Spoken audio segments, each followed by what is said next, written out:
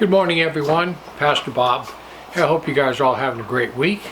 Man, I'll tell you what, you think our weather's normal?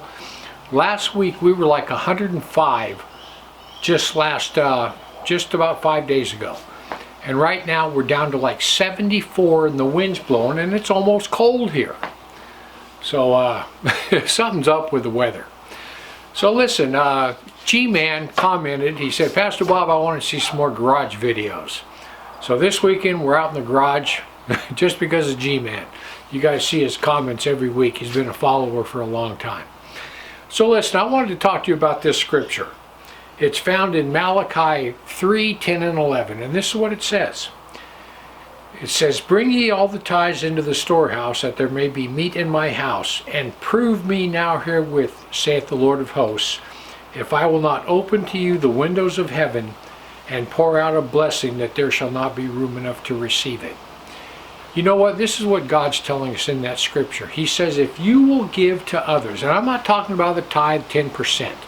That was Israel's ancient income tax system, where they gave 10% to support the Levites, who were the priestly tribe.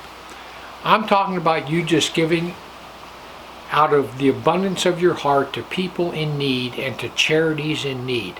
And God says, if you will do that, I will open up the windows of heaven and pour out a blessing on you that you won't have room enough to receive it.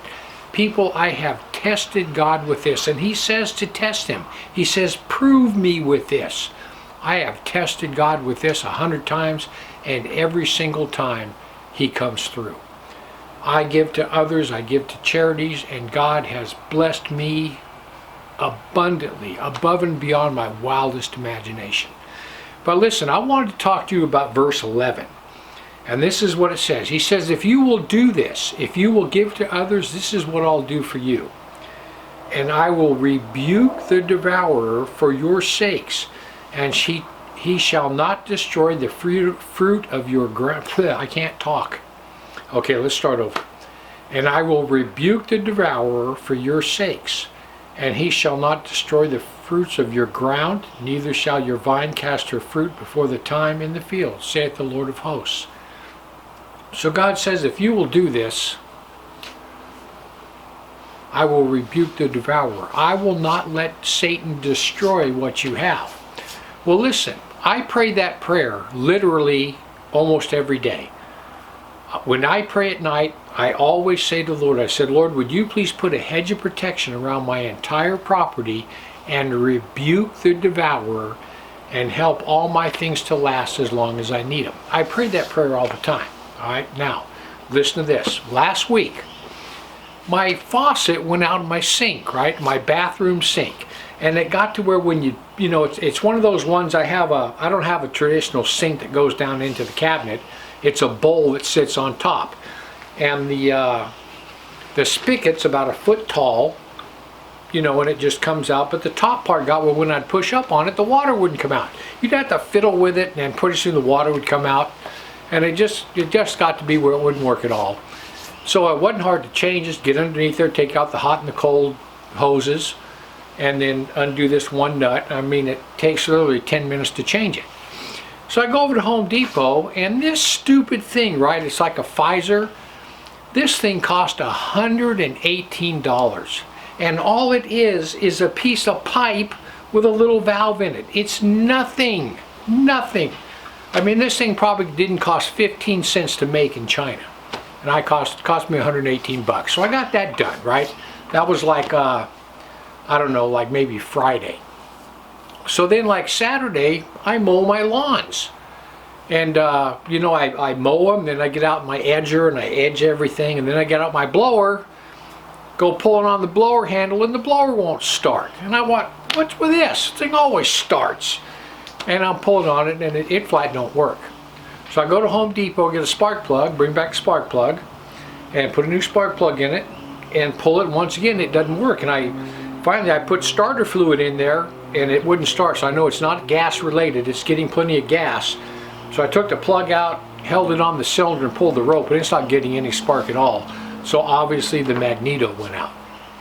So it's a home light blower, and it costs roughly $99 at the Home Depot, so it's $100. So I thought, well, no problem, I'll just buy another blower. But listen, this is what got me when I went and looked at that blower, and I thought, how can a blower, right, that has all this plastic housing, it's big, it's got an internal combustion motor in it. I mean, it's got an engine that has a piston, rings, a cylinder, a crankshaft, a carburetor system, a fuel tank. It's got everything. This thing's complicated. How in the world can that thing cost $100 and that stupid faucet cost $118 when there's nothing to it?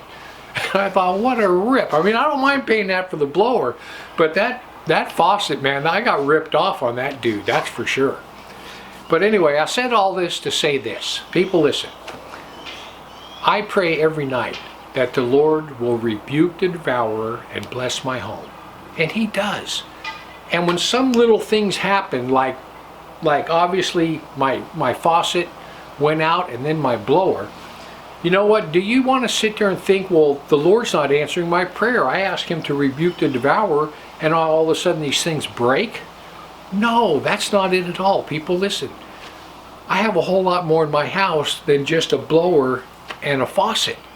I mean, I've got my entire home with a heating and air conditioning system, everything else, my cars, everything. See, when things don't happen, you don't see that God kept them from not happening. Like maybe the transmission was going to go out in my wife's car and the Lord stopped that from happening. You know, and that'd be what, $4,000 if that happened?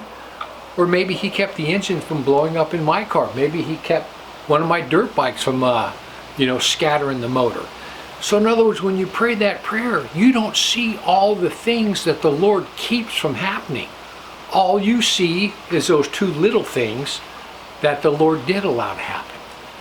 And not only that, the two little things that the Lord did allow to happen, he made sure I had enough money to pay for them and get new ones. So anyway, I want you to start praying that over your home and everything you own. And it's Malachi 3, 10 and 11. Lord, rebuke the devourer. Anyway, I just want to give you something to think about. Heaven or hell, you choose. Just remember, once you take your last breath, it's a done deal.